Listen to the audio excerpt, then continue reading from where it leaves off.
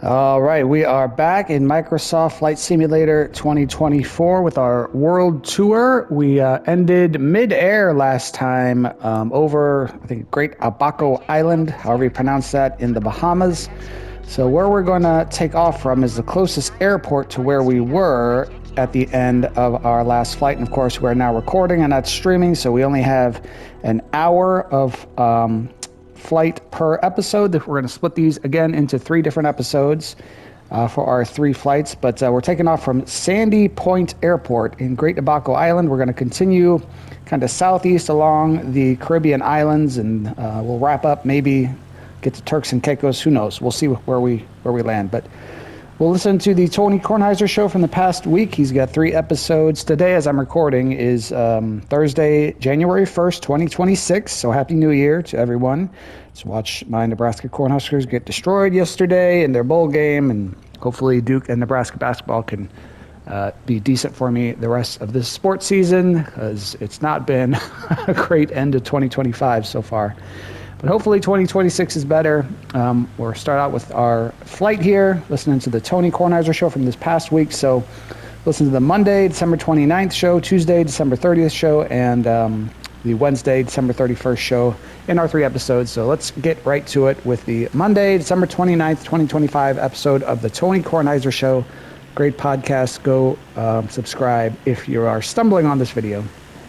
Hey, it's Tony. On today's show, we'll catch up with Michael Wilbon about Northwestern's bowl win and about the Bears' very close, really exciting loss to the 49ers last night. And we will talk with Ryan McGee about what has surprised him so far in the college football playoffs and about Michigan's new head coach. But first, let's keep the sales weasels happy. Avoiding your unfinished home projects because... Well, I did forget to mention, I'm currently watching Oregon and Texas Tech play, and right now Oregon's up 6-0 at halftime in the college football playoff. You're not sure price, not half the to electronic mail, to email, such a conversion to it by so many hundreds of millions of people that it's gone. The ability to say no to Apple, no, it's gone. No, you don't have it. You have to play the game their way. You know, that's Big Brother. That's what people in the 40s and 50s were afraid of. I guess nobody's afraid anymore. I am. I think with good reason. The Tony Kornheiser show is on now. So I should say, to begin with, that I take back nothing on that. You know, I'm afraid of this, and I think it's terrible. I'll give you just another example. The United States government has decided that no taxes will be paid. I heard this from my accountant. No taxes will be paid by check. Everything has to be done on electronic mail. What? So, so in other words, you're changing the rules in the middle of the game. If I had, and I did, and I do, have 4 different vouchers to prepay taxes for the tax year of 2025, which is just going to conclude in a couple of days, you have to send in money beforehand. So the first 3 vouchers I sent in with checks. Now I'm told by my accountant I can't send the 4th one in, which is due January 15th. Yeah. I can't send that in by check. And I said, well, what do you mean? I don't know how to do it this other way. I said, how can the government disenfranchise, 10, 15% of its people? I'm not the only person who's uncomfortable with this. I'm not the only person who doesn't know how to do this. I don't know how to do this. And you'll say, well, you have an accountant. Okay. There are a lot of people who don't, and they don't know how to do this. And they're not going to be able to send in money. They're not going to be able to pay taxes, and then they're going to get fined.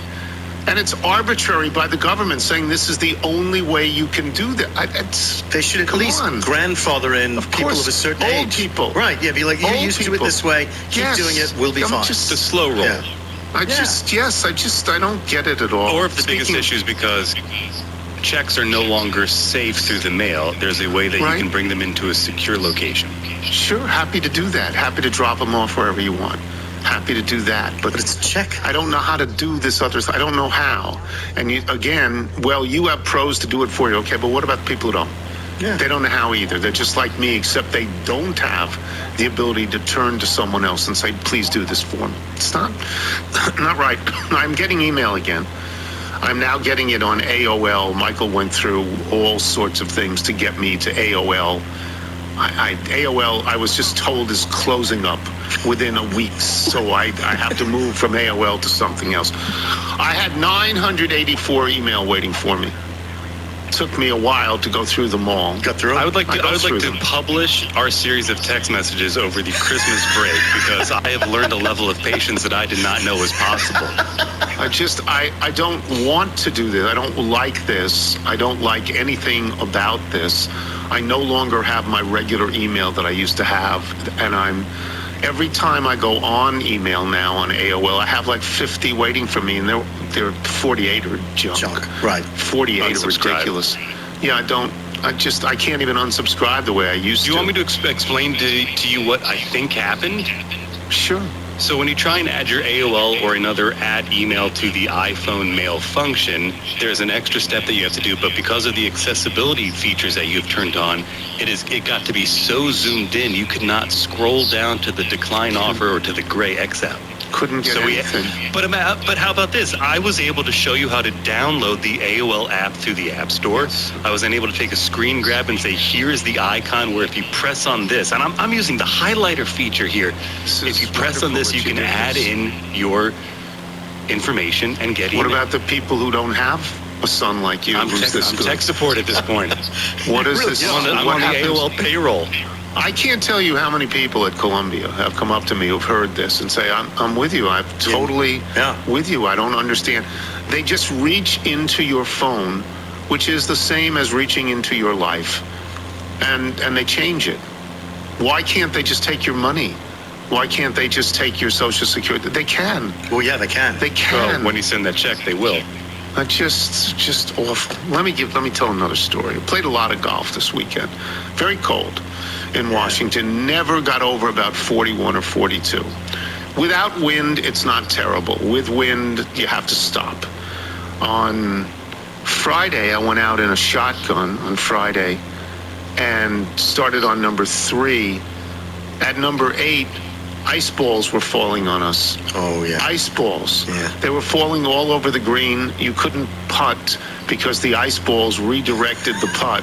And plus, let me emphasize this, ice balls were falling on us. Dry ice balls. It was not wet. It was very odd. Yeah. I guess it's hail. I don't know. Sleet, maybe? I thought sleet was wetter. These were not That's wet. when it hits the ground. So, nothing says I've had enough of my family like a post-Christmas golf shotgun. Yeah, so we quit at with 15. plague conditions.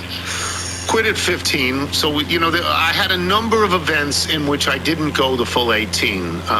Once or twice I did, and a couple of times I did not go the full 18. And it's fine. It was satisfactory.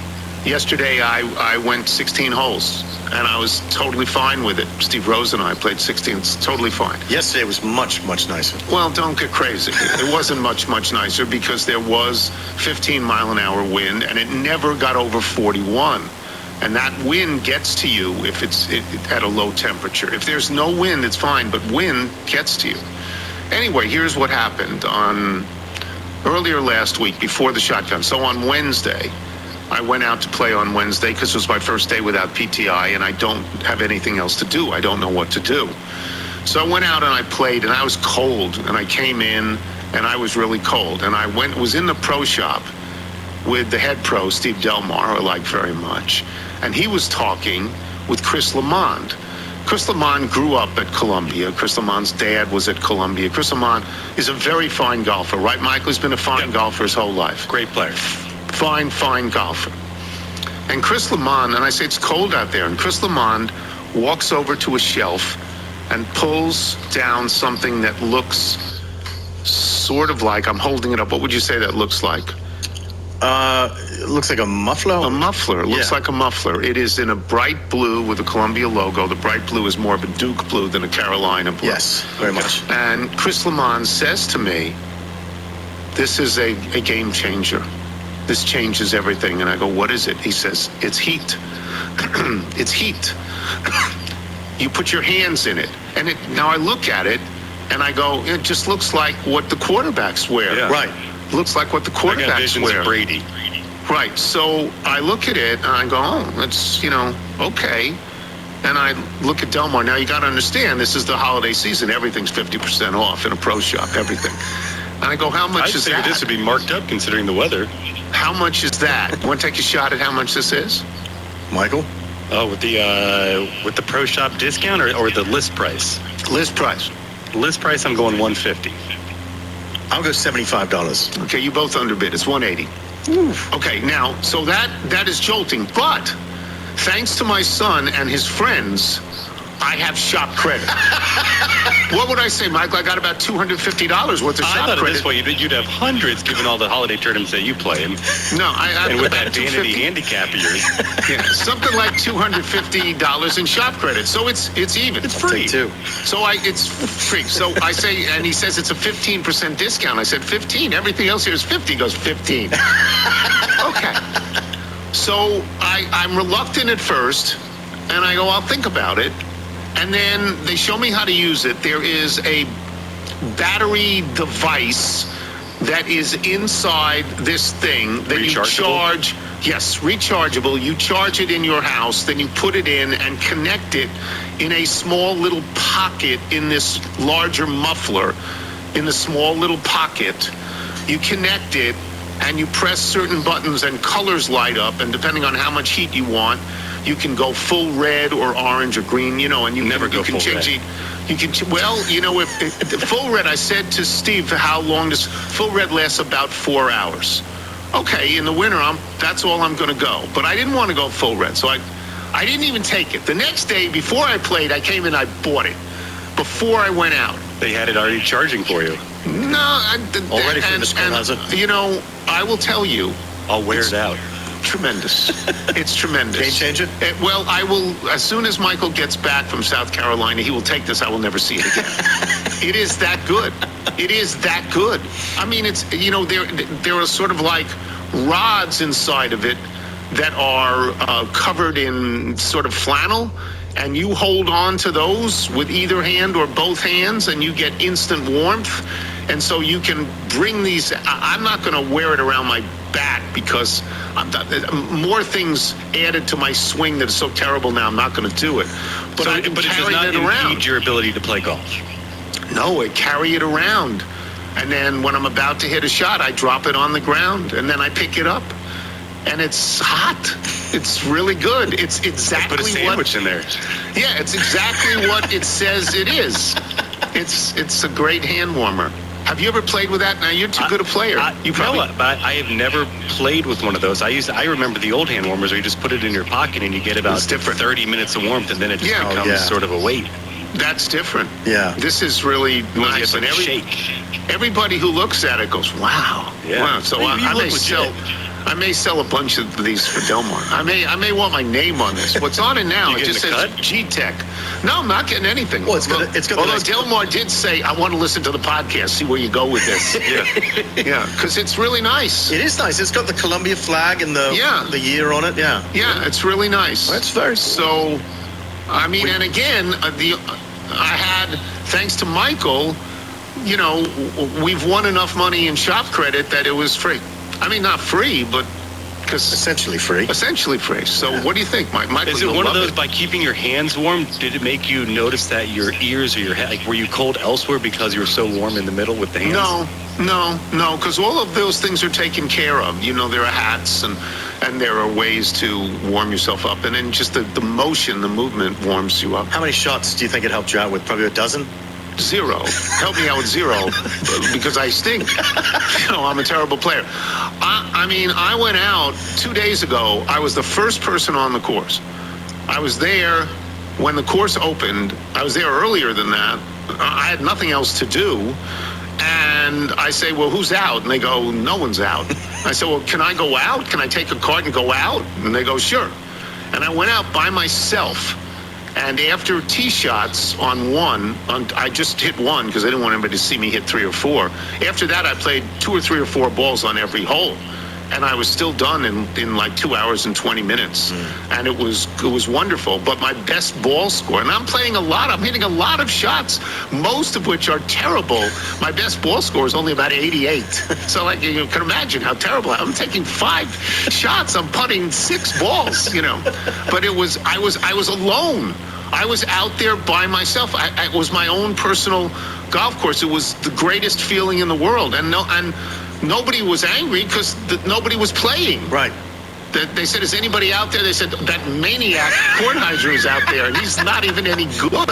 He's not going to break 100. Yeah. So it was good. That was great fun. But It's been cold, and like the temperature, for example, tomorrow and Wednesday, it's not even supposed to get over freezing. You can't go out. No, today. You can't go out. Today it's is actually, it's in the 50s. Yeah, but it's turning in the middle of the day. It's going to turn. All right. I just wanted to read this thing. Remember, I talked about this before. I talked about Alan Lagarde, who was, a friend of mine from camp from 100 years ago, and how I called him. He sent me an email, and I called him. That's right. And I mentioned that I'd gotten one a while back from Danny Gassman, who was a real good high school basketball player at Southside, and high school county champions, and then, went on, I think, to play at Hofstra. And he writes back a quick thank you and a hello. I ran into Peter Goldstein at the gym yesterday, Levittown Division, 1979. So that's another Long Island, Mid-Island school. He's befriended both me and my son, Zach, and he mentioned that I came up on your podcast. I went back to listen. I was genuinely touched. Being remembered at all after all these years is no small thing, and being described as a fine player is a compliment I'll happily take. What really struck me, though, was that the mention reminded me how vivid that whole period still feels, not just to me, but clearly to you as well. Southside was your very first beat. That's exactly true. The first thing I ever did was high school football and high school basketball on Long Island for Newsday. And that 1971 run still seems to hover somewhere between box score and folklore. The Calhoun semifinals, the Arms Against the Man, the Great Neck North final. It was a strange, electric time to be a high school kid who suddenly found himself inside a story bigger than himself. I've been trying slowly and carefully to put some of that down on paper, not as correction, but as context. Mostly I wanted you to know how much I appreciated the acknowledgement. It meant more than you probably realize, and reminded me where I reached out in the first place. It's just such a nice note from Dan Gassman. It's just such a nice note. And what it reminds you of, and this happened to me. This happened to me over the weekend. Because I should tell this story. Because I didn't have an email. When I finally got the email back, I noticed there was a lot of email to me and to about 30 others in a group email from my high school class. And Eddie Plutzer had said Happy New Year to everybody, and everybody, well, not everybody, but most responded with some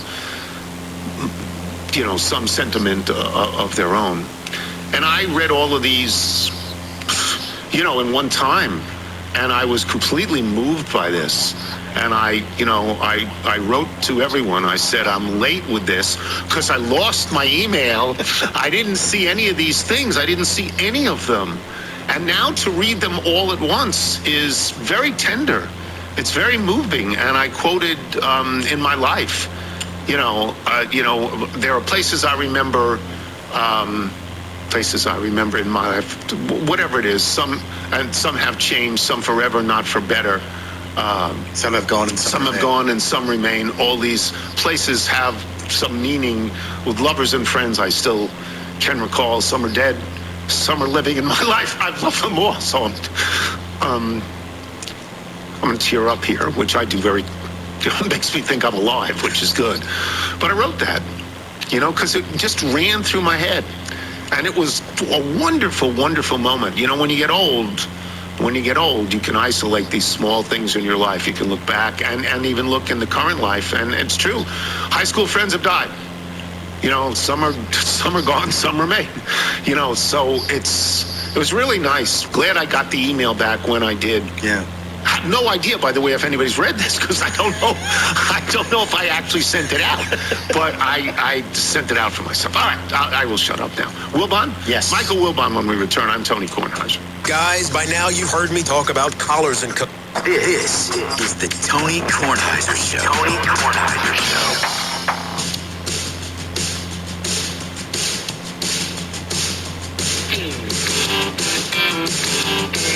This is Aubrey Dale.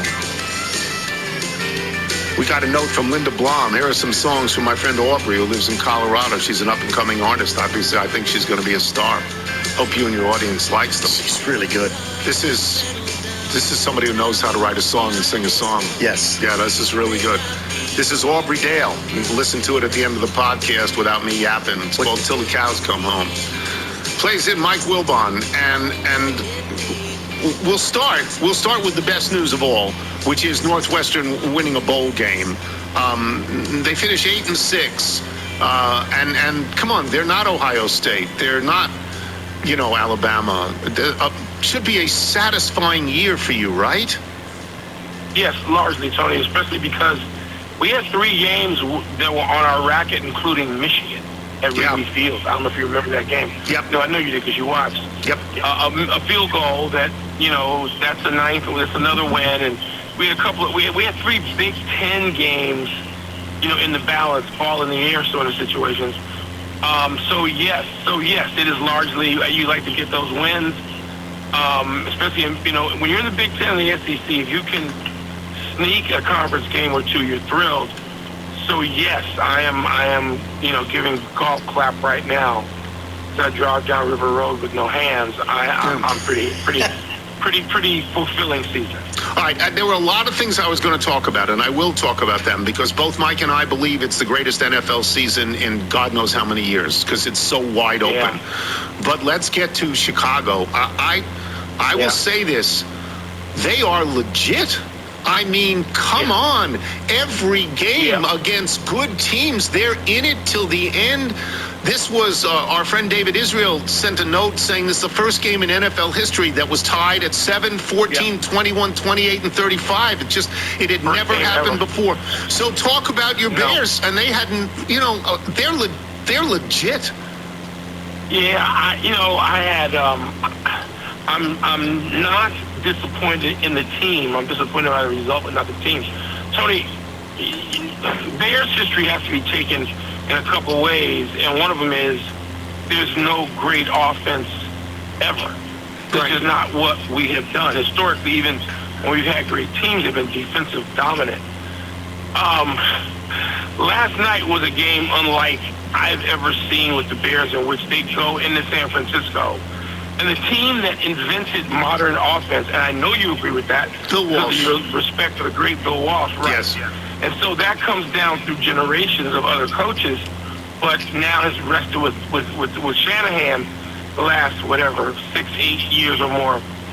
The Bears went toe-to-toe 1 week after the emotional tumult of playing Green Bay and winning that game to change their season, to set up their postseason. They fly to San Francisco. Half the team is as sick as I was on Christmas Day and the day after, which means not out of bed. Right. And they go toe-to-toe with the Niners. It was astounding to watch. Were there things, a couple of plays I'd like to have back? Yes. But I'm like, okay, let me not be one of those crazy college football fans and forget what I'm watching, forget who I'm watching. They went to San Francisco, a complete offensive juggernaut. Maybe not the best team in the league, but the hottest. I think you'd agree with that. I would. They just have no defense, and they're never going to have defense because 2 of their best 3 defensive players are out for the year. Bosa and Warner. They're right. out. And the Bears don't have defensive players yet. We have to draft them as we drafted, Loveland and the rookie receiver from Missouri. So we're flawed, and that's why I don't think San Francisco or the Bears can win the Super Bowl or get to the Super Bowl because the Rams in Seattle, to me, have more balance. And you can't win postseason games the way the Bears had to play last night. But my God, Ben Johnson he said he was going to tear it down to the studs and rebuild it in clay. Well, he's done it in 1 year. Yeah, And so I'm ready. Let's play Detroit. Detroit's the game that redefined our season. I think we lost 52-17 to Detroit the first week, and that was the game in which I'm sure Ben Johnson was embarrassed. These are his colleagues from the past few years. This is his boss. This is where he made his bones. And they crushed Ben Johnson and the Bears in Detroit. I know if Ben Johnson says, I'm going to arrest people, I'm okay with that. But I'd like to take the Lions apart. The Lions are done. They have nothing to play for. I'd like to take them apart.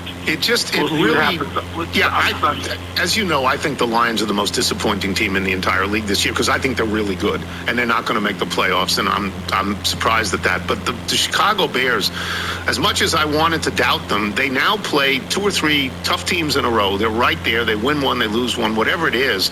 They're right there the whole night with San Francisco, and San Francisco's offense is terrific. Brock Purdy, there was the oddest thing yesterday, the oddest little thing. I don't know if it struck you the way it struck me. Caleb Williams was the overall #1 pick in the draft.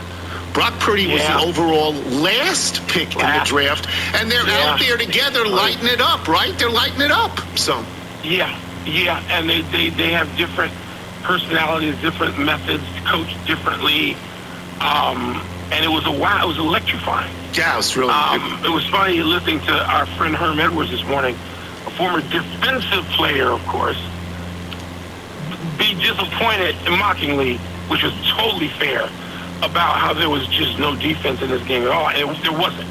No. They went up and down the field like a video game. It's great. And again, you're just not used to the Bears doing that. And I don't know what modifications can be made. Like the scare for me now is that the Bears, if they don't beat Detroit and they finish tied with the Eagles, or if they finish tied with the Eagles, they'll finish in the 2nd seed. Yeah. But if they don't win that game and the Eagles finish ahead of them, the Bears finish in the 3rd seed, which means we would have to play Green Bay again. Which you don't want to do, not 3 times. I don't want to play Green Bay again. There are people in your listenership who will understand the analogy I'm about to make. On a chilly Monday night in Lexington, Kentucky in 1985, the Georgetown Hoyas would have beaten any team in the history of basketball. There was only one they couldn't beat that night, Villanova. 3rd time. And Green Bay is to the Bears what Villanova was. Look, they've only played one playoff game in history. In the history of the NFL, because the NFL used to guard against having division teams play each other early rounds, the Bears and Packers have played once. The Bears were the champion of the division. The Packers got in on the wild card because the Bears let them. Lovie Smith decided to rest his team in the second half because the Bears were free and clear. Who do they meet in the NFC Championship game but young Aaron Rodgers and the Packers? And that's Aaron Rodgers' only trip to the Super Bowl. Yeah. I will say that, the Bears are legit.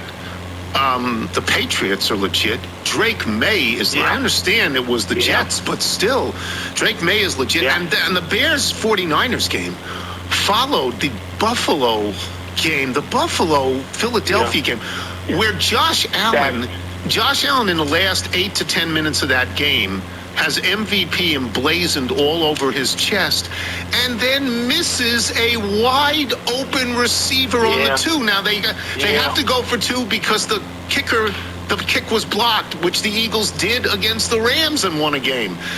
And so it's an odd combination of circumstances. But Josh Allen has him wide open and doesn't get, leads him by 8 feet. That's not the play that game was staggering to watch. That's not the play that left me. Everybody can miss a shot. Aikman's missed him, Elway's missed him, Manning's missed him. Maybe Brady didn't miss one, but I'm sure there are ones he would tell you he missed if he was doing that game, and he wasn't. But Josh Allen's foot. Josh Allen can't push off that foot. Yeah. He tweaked it, he re-injured it.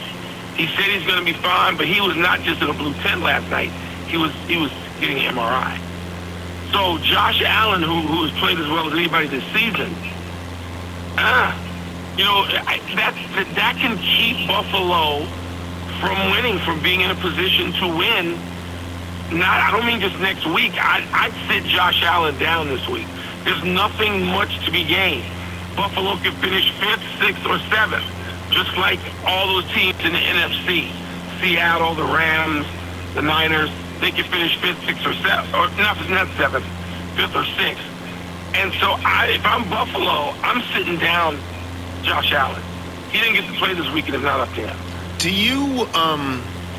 you have, having watched so much football for so long and having always liked Buffalo, in your heart, if you could put any team in the AFC into the Super Bowl, would you put Buffalo in this year? Give them a chance to finally win, right? You would, right? Yes, but you provided the context because you were there for my growing up in this business and covering pro football during Marv Levy, Jim Kelly, Thurman Thomas, Reed, Smith. Yeah. The greatest team to never win. And I got to know my friend Frank Reich. I got to know several of those guys. And I have more than a soft spot for them. You know, sometimes I ache for them because I know I spend so much time in Buffalo. I have a sense of what it means and what Bill's Mafia, while I hate the nickname, I know what that is. I know what that is and who they are. And so, yes, I root for Buffalo. And I'm rooting for them now. I have nothing against the other AFC teams. Who else do I like in the AFC? Jacksonville is interesting. Houston is fascinating. Any of those teams could win the whole thing.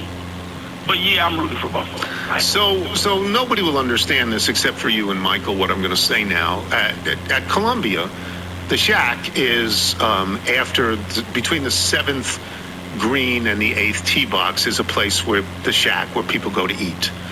And it's run by George. And George is from Latin America. And George is a soccer fan. I mean, wants to talk about soccer all the time, but also, you know, pays attention to football. He says to me the other day, I don't know how you feel about this, but I want Buffalo to get in. I want Buffalo to get in. And I just said, I get it. You know, having Buffalo come in. All right, let me move on because we have 3 games that are meaningful coming up. Carolina, Tampa Bay is going to decide a division, and San Francisco, Seattle is going to decide the number 1 seed and a division. And then Baltimore at Pittsburgh, right? Unbelievable. Pittsburgh had nothing yesterday. They had no offense. You don't like Aaron Rodgers, I know. Yeah, I know. No. Yesterday, you know, I told Don, as soon as that game was over, I was spent. That Cleveland-Pittsburgh game was so entertaining. It was. And Cleveland's offense is so bad, and I don't think Shedeur Sanders is. Maybe he has to be coached. Like, there's a lot of quarterbacks who haven't been coached, and they disappear. Inadequately coached. Mitch Trubisky, Justin Fields. They're not with a guru that can bring out the professionalism in them. I hope Shedeur Sanders gets in a situation like that. He's not in it now. And Cleveland couldn't move the ball 6 inches. No. But yet, that defense was so great. Yep. And they were, and Pittsburgh was so obsessed with not letting Myles Garrett have the sack record, they lost track of a game. And it was so entertaining. I told my brother, I said, you know what? I've spent more emotion on Pittsburgh and Cleveland rooting against Aaron Rodgers than I'm going to spend tonight rooting for the Bears. And it was true. I wanted Pittsburgh to go down and go down hard. Yeah, they didn't. Are they going to lose to Baltimore? They went down hard. No, they went down. They went down hard. I don't know if they're. Will they lose to? Apparently, that was their 4th straight loss in a row to Cleveland, so they get used to that. But that rivalry, Tony, that's serious. Cleveland played yesterday like a playoff berth was on the line for them when it wasn't. Played well, and they went, Baltimore, Pittsburgh. I don't know what's going to happen with Lamar Jackson, but you got to run. You got to run Derrick Henry. You got to saddle up. I don't think I wouldn't even play Lamar Jackson. Lamar Jackson. What's the point? Not even any good in the playoffs. Yeah, I don't. So I mean, can you saddle up? Is the coaching staff? So I'm talking Harbaugh and Monken. Are they smart enough to realize we got this guy who's a Hall of Famer right now? We should put him in the huddle in a gold jacket, and we're going to tell him coming in, you may fumble once or twice, we don't care. We're going to ride you for 30 carries or more, depending on the nature of the game and the context, and then do it. But I don't know if Baltimore's smart enough. I don't know if the brain trust. And John Harbaugh's a really, really, really, really, really successful, terrific coach for a long time. But if he can't make his offensive coordinator understand, here's how we're going to play, If I own that team, I'd run them out of there and call the plays myself. Because we're going to Henry every damn chance we get. That would be the way to do it. You shorten the game. Although you don't have to shorten the game because it's not like Aaron Rodgers can beat you by going down the field because he doesn't go down the field. No, because he can't. He can't throw it deep. He can't get there. He can't. All right. I'll talk to you later. All right, Tom. Mike Wilbon, boys and girls. Happy Mike Wilbon today. Happy Mike Wilbon. We'll take a break. Ryan McGee will join us when we return. I'm Tony Kornheiser. This is the Tony Kornheiser Show. Tony Kornheiser Show. Once again, we are playing Aubrey Dale, who's really good. Really good. This is a song called California Sober. Again, you can listen to both our songs when we're done yapping here. Michael, if independent artists like Aubrey Dale want to get their music played on this big stage, how do they do it? Send us your music by emailing it to jingles@TonyKornheiserShow.com. And Aubrey Dale plays in Ryan McGee. We're going to talk about college football, and we're going to talk about that NASCAR lawsuit. But let's start with college football and just ask the immediate and obvious question. Has anything surprised you so far in the playoff? No. I mean, other than the fact that, last year, the home teams went 4-0 in the first round. Yeah. And this year they lost 2. So that's the biggest thing. But Miami baffles me a little bit because they look so bad when they look bad, but then their defense looks so good in College Station. So Miami's the one team that I just look at and I'm like, I'm not sure we'll get round to round, but that's why we like the playoffs. Well, this is college football is now dominated by the SEC and the Big Ten, and now with the 8 teams that are left, we have 3 Big Ten teams, none of whom have played yet, 3 SEC teams. This is as you thought. Yes, you thought this would happen? Yeah. I mean, and if it were up to the commissioners in those 2 conferences, they'd be the only 2 conferences in the playoff, which I think is terrible for college football. And listen, you're talking to a guy who co-hosts a show on the SEC Network. And I like, I think we can all agree that James Madison was in over his skis. But it didn't bother me one bit that Tulane was in the playoffs. And so I like it when it's the whole point, right, Tony, was to everybody complain we need March Madness and more teams need a shot. And, all the teams of the 4 that didn't make the playoff, they're all complaining. Nobody's paying attention to us. So this was the answer, and now we have it. And, of course, people complain about it because that's what people do. Well, yeah, and I guess I'm one of those complainers. I mean, because I don't want, if you only have 12 teams, I don't want there to be a charity aspect to it. And to me, Tulane and James Madison could not beat Texas and Notre Dame. They just could not. And, I've been shouted down by Wilbon about this 1,000 times, and I don't mind because I actually think I'm in the minority, but because I think you would take the position of the gang of 5 teams is fine to be in there. I mean, give them one. Because the what I worry about college football is the fact that, there's almost 140 teams. And when I'm on these campuses, football drives everything. And when I talk to Kirby Smart about this, who grew up around the corner from Valdosta State, and I talked to, even Nick Saban about this, though he seems to have changed his tune now, but he used to always talk about, when he coached at Toledo and his alma mater, Kent State. And it's like, at least being able to, if you're Appalachian State, if you're Coastal Carolina, if you're San Diego State, recruiting on, if you come here, we could make the playoffs. We've made the playoff before. And again, to me, it's not any different than what's going to happen when we finally have, our UMBC run, right? Our Davidson run. Yeah. And that's what everybody kind of wants. And, they'll expand it. And when they do, a couple of other gang of 5 teams, but they've got to build something. Otherwise, why even have a program? And I don't think it's good for college football if going in, that we all know the best we can do is a GMAC bowl. Well, how about something to recruit on, and just give them one spot, and one day somebody's going to win that first round game, and everybody's going to go crazy, and it's going to be great, but they can't win it if we don't give them a chance. Well, they're not going to win it until it's an expanded field. I mean, I don't think so. But, the thing that bothered me the most was Miami getting in and Notre Dame not getting in. Not I understand Miami beat Notre Dame, though that was in August, a long time before, at home for Miami, I believe. That wasn't it. It was the committee persistently ranking Notre Dame ahead of Miami by as many as 3 and 4 spots. And then gerrymandering the whole thing at the end to get Miami in. It angered me, not because I thought it was unfair, but it was such an obvious move that they made. I don't know how you sleep at night doing that. Yeah, and it's interesting too, because I think I've done those mock selection committee deals where we go to Grapevine, Texas, and we sit in the room, and the computers are the same, and I'm sitting in Condoleezza Rice's chair. You go through the whole process, and I think what people don't understand is at no point does the room look at their rankings as a group and go, all right, no, take them and move them up. Oh, no, take them and move them down. It is literally, they submit ballot after ballot after ballot, and they kind of do it round after round. And so it's a group thing.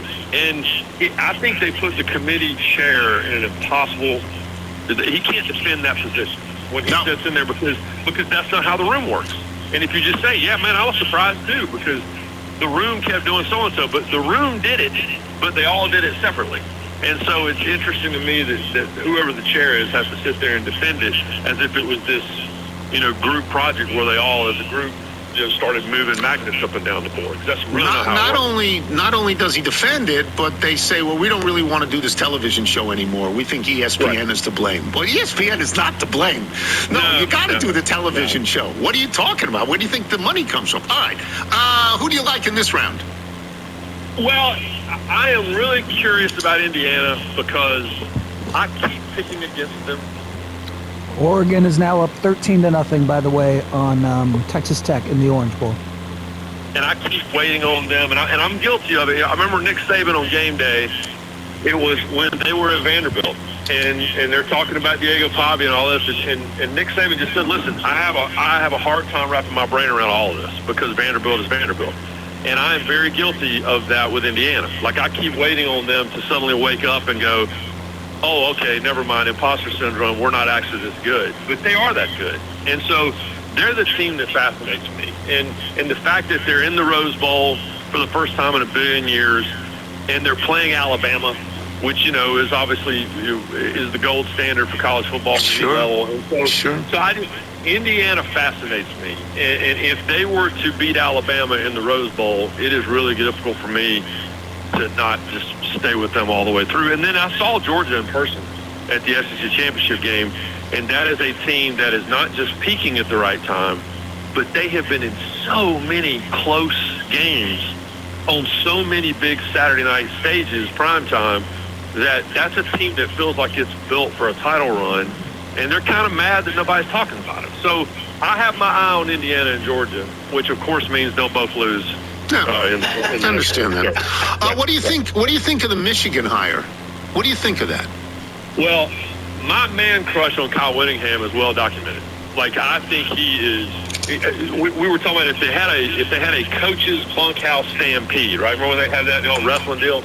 You take all the coaches and put them in a ring. Like, who's going to win the fight? I'm like, give me Kyle Whittingham versus the field. Like, I just think and what he built at Utah is phenomenal. And so I think if you're, it's in chaos there, right? I mean, it's institutional loss of control. It's embarrassment. It's two incredibly different but incredibly embarrassing scandals. Yes. If you want a guy that's going to come in and is like going to just ground everybody, and this is how we play football, and this is how we coach football, and we're not going to be stupid, Kyle Whittingham is the guy. And I'm excited for him, because I don't think he was ready to be done. I know he wasn't. He was very vocal about, I'm not retiring, I'm just stepping down at Utah. And so I think it's fascinating. I really do. But I'm crazy about him. But he is a no-nonsense guy. And Michigan could use a big old dose of no-nonsense right now. Well, yeah. So my overall feeling about this is that Michigan has now had a coach who's a pervert, and a coach before that who will break any rule that exists just because he wants to do it. And they need somebody who's not going to do that. I'm not going to be surprised if at the end of 3 years he's gone, and they pay him for 5, because what he's going to give them is as you say, to be grounded again, to be the University of Michigan. There's no list. I'm a public school guy. There's no list where the top 3 public schools in America are not Michigan, Berkeley, and Virginia. There's just no list. And Michigan, they need to get back to being Michigan on a larger level than these 2 coaches have allowed them to do lately. So I think he's like stopgap, but for all the right reasons. But I don't, maybe he's a better coach than that. Maybe he's a great coach. I just think it's difficult to move from Utah to Michigan. I think that's a difficult move. Yeah, it reminds me of when Baylor was trying to recover from, that incredible run they had with RG3, and then the most just unimaginable series of sexual assaults. Our buddy Mark Slabaugh and Paul Levine wrote a great book about it. And what did they do? They hired Jim Grove. And Jim Grove, there is nobody more down the middle, old school, like professorial, this is how we're going to do practice. If you're on time, you're late, that kind of guy. And that's who Kyle Whittingham is. So you're exactly right. Maybe what he does is he's the guy that hits the reset button that they need and sets them up for what all happens in the future. And say, it's Bill O'Brien at Penn State. It's someone who can come in and just say, listen, I appreciate everything y'all have done here before. It has nothing to do with what we're going to do now. We're going to get back to just being a core, moral place. Yeah, and you got to get rid of the AD, too. You got to get rid of him, too. Absolutely. And I'm sure they will. Yeah. Let me switch gears completely because you know so much about NASCAR. Could you explain all I know, and because I sit next to Wilbon, so Wilbon says, Jordan's right, everything Jordan does is right. Okay, fine. All I know is that Michael Jordan, and I'll just talk for a little while, and then you can go backwards on me. Michael Jordan sued NASCAR. Michael Jordan sued NASCAR. It was settled, so I assumed that NASCAR thought it was going to lose and reached out to settle the suit, because I think if NASCAR thought it was going to win, it wouldn't have done that. And my overarching question is, why would you ever want Michael Jordan as a partner if within, just a few years he sued you? Can you explain it? And maybe I'm totally wrong here. I don't know. And just so you know, you sitting with Wilbon, this is like me sitting with Marty Smith. Okay. Michael can do no wrong, right? Marty grew up with Michael posters on the wall and wears Jordans to church, right? So obviously, I feel you and I are very much on the same page there. But it is so Michael. So NASCAR race teams, NASCAR race drivers, NASCAR race tracks. It's a sport built around independent contractors, and the problem with that is that I watched Hall of Famers, Ricky Rudd, Bill Elliott, Jeff Bodine, Darrell Waltrip, go all the way down the list. They all decided when they were done driving, or while they were still driving, I'm going to also own a team. But then when their racing career was over with, they had to auction off their life for pennies on the dollar. There was no equity was built in these races. Oh, okay. And so the argument that Michael Jordan and Denny Hamlin, who is currently driving for Joe Gibbs, but also co-owns this other team with Michael Jordan, their argument was we need more equity in what we're building here. And all the race teams went to NASCAR back in 2016 and said, we know you don't want us to have franchises, but can we do something to help us build equity? Because right now they have nothing to sell, right? They can't bring in partners because they can't even explain what it is that they have. And so they came up with this charter system, which is basically franchise light, but they would renew every 7 years when NASCAR renewed their media rights deal, because that's where the money came from. And NASCAR started writing checks, and now the teams have something they can sell, a piece of paper that says this is what I own. I have a guaranteed starting spot in every NASCAR race. I get guaranteed money for participating in that race, and that's what that was. Michael, who came from the NBA, and his management team, who came from the NBA, argued, well, they should be franchised. Like, why are we doing this contract to contract? These should be permanent charters, like permanent franchise. This is what I own, as long as I want to own it, that's what Michael made all his money selling the Hornet. And so that's what went to court. And NASCAR, their business model is based very largely on, what Bill France Sr. built in the 1940s, and now Bill France Sr.'s son is the chairman of NASCAR, Jim France. And as soon as Jim France took the stand, I think everyone knew, they're going to lose. Oh, yeah, and that's NASCAR what I figured. thought they were going to lose, right. And that's where the settlement came from. So, yeah, you want Michael Jordan because NASCAR needs big names. And they trot him out all the time. Michael Jordan co-owns a race team, driven by Bubba Wallace, and isn't this amazing? There's a 23 car, with the Jumpman logo on the hood. It's great. But then Denny Hamlin, who is one of your future Hall of Fame drivers, and Michael Jordan, who's maybe the greatest athlete of all time, sued you because of something they wanted, and they won. And it got really contentious. What I want to know when we get to Daytona is, can all of these hurt feelings, be mended? Because this is a very small community. And it's going to be very, very awkward when we all get to the garage at Daytona in February. Now I know too much for Wilbon. I know too much, and Wilbon is just going to scream at me. Don't you understand? It's Michael Jordan. Okay. Ryan, thanks so much for being on. We don't have you on a lot, but we really love having you on. So thanks for making the time. Appreciate it. You call me whenever, and happy holidays, everybody out there. Okay, Ryan McGee, boys and girls, we'll take a break. We will come back with email and jingle. I'm Tony Kornheiser. You're listening to the Tony Kornheiser Show.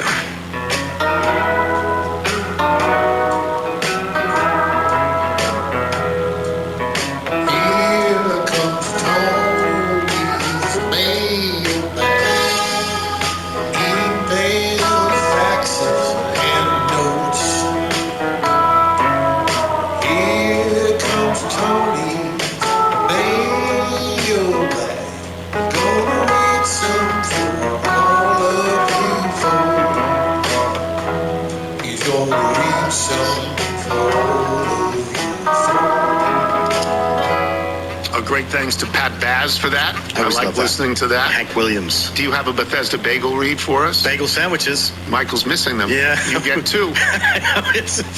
Yes. Just go to BethesdaBagels.com for the location in the D.C. area near you, and pop one in, and you will be thrilled. Before we get to the mailbag, let me just say, when you were young and your heart was an open book, you used to say, live and let live. You know you did, you know you did, you know you did. But in this ever-changing world in which we're living, makes you give in and cry. Say, live and let die. That's 007. Yes. That's from the Bond series of movies. Yes, Live and Let Die. Yeah. Yeah. Which, if you ever get the chance to see Paul McCartney play that song live, it's fantastic. Oh, I've not. Big explosions. When he says live and let die, there's this big thunderous, like the whole stage explodes. Wow. It's fantastic. Thanks to our guests today, Michael Wilbon and Ryan McGee. Thanks as well to today's sponsors. Remember, you can listen to us on Apple Podcasts, Spotify, and Odyssey. If you get the show through Apple, please leave us a review. From our friend Patrick Sitter, Sioux Falls, South Dakota. Have you tried checking your email on your iPhone without wearing a golf glove? That's very funny. That's very funny. I don't think I'm having cognitive failure. I don't think. From Kevin Korn, Seattle, Washington. After hearing that your emails are with AOL, did you ever stop to think that the villain of your story is none other than former AOL executive Ted Leonsis? Do you think he's reached out to get the email? Neil Ayervase, Grandpa Tony, until listening to your continuing diatribe about your phone and missing emails, the only living person I knew who still used AOL emails is the woman to whom I'm related by marriage. Seemingly the demographics of AOL email users must mirror those of the podcast between 65 and dead. Hearing your concern that the missing emails must now number in the hundreds was akin to having your voice come out of my wife's mouth. I'm regularly astounded when even in a couple of days of inattention to our emails requires the deletion of more emails than I receive in a month, virtually all of them relating to goods and services that she neither wants nor needs or has even heard of at any point in her life. Apparently, if she happens to sit at a stoplight and glance at a store within the next 24 hours, she will receive an offer from that store and from a dozen of the brands sold at that store. Like you, she rails that attempting to slow the swarm of locusts by hitting the unsubscribe button only multiplies the unwanted emails. Yes. Much like a surgeon trying to excise a malignant tumor only to have the cancer spread to every other organ. I have long since abandoned trying to convince my wife to switch email providers since AOL's electronic tendrils have her irretrievably in their grasp. Michael, at least you can tell Tony he can stop paying for AOL. Maybe that will assuage some of his angst. I get emails from Nautica. I get 20 emails a day from Nautica. Why? Stop. Yes. Stop. From Brendan Steenbergen, Columbia, Missouri. Happy holidays to you and yours. I listened with interest as you mentioned the Chiefs' move from Arrowhead. The discussion centered around whether the regional culture around Kansas City was such that this move might be controversial. As a lifelong Missourian and Chiefs fan, let me throw in my 2 cents. F the Chiefs for eternally for slithering to the godforsaken hellscape that is Kansas. We Missourians have hated the fetid Kansans in our foul land since before the Civil War. Those of us who attended Mizzou refused to even capitalize the K in Kansas, and it is not a proper state and doesn't deserve to be treated as a proper noun. Meriwether Lewis, the first regional governor of Missouri, declared the water of the Kansas River, quote, more turbid than that of the Missouri and almost intolerable to the taste. That description is also applicable to most comparisons of the two states. Kansas City existed in Missouri before there was a state of Kansas, and I suggest they change the name of their putrid state. I wish the Chiefs nothing but ill will and hope ill fortune finds them at every turn. But other than that, I have no opinions on the matter. Happy holidays and Happy New Year. Okay.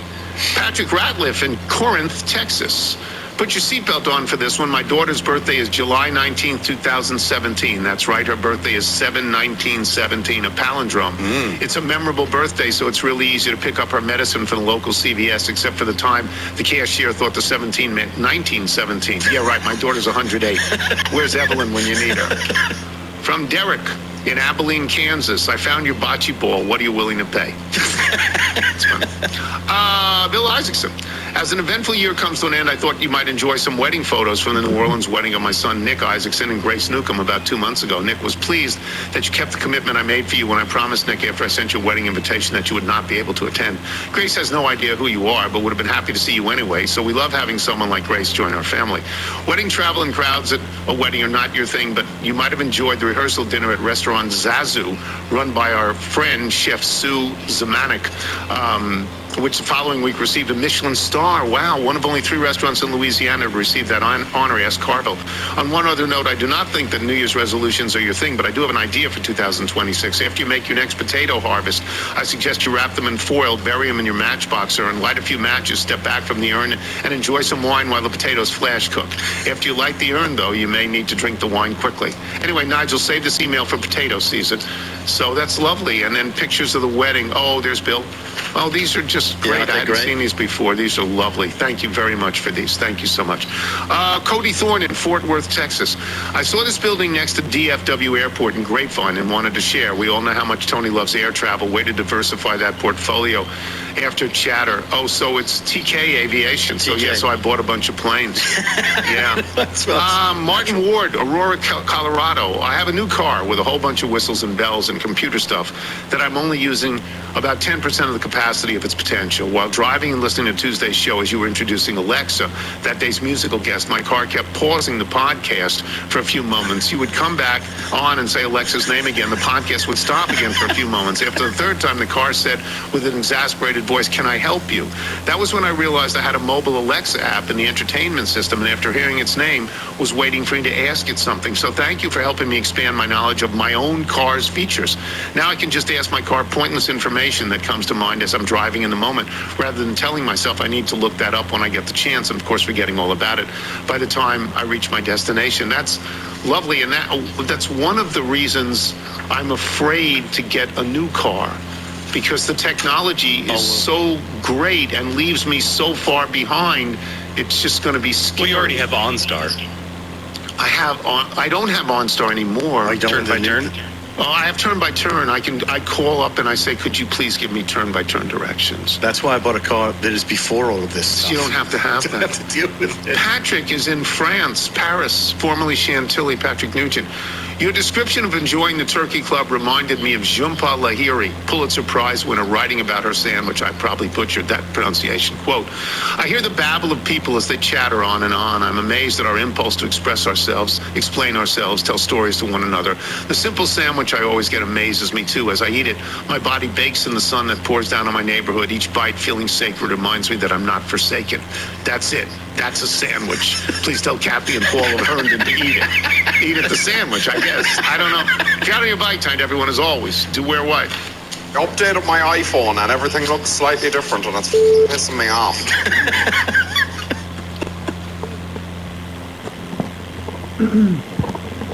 All right, so that will conclude the first episode, or the first part of today's episode of our flight. It'll be 3 parts. We'll be back with the Tuesday, December 30th, 2025 episode of the Tony Kornheiser Show on the next episode, or the next part of this recording. I think we're over the Bahamas island of Eleuthera, or however you pronounce that. It's the one with all the pink sand beaches, which you can kind of see. The beaches have kind of a pink tint to them. I was looking for something that was overwhelmingly pink, but it's kind of got a pink tint down there. But in the pictures, if you Google it, it's pretty impressive looking. But anyway, we've only got 15 seconds left on this recording, so we will pause our flight, and we will see you on part 2 of today's 3-part flight here in just a few moments.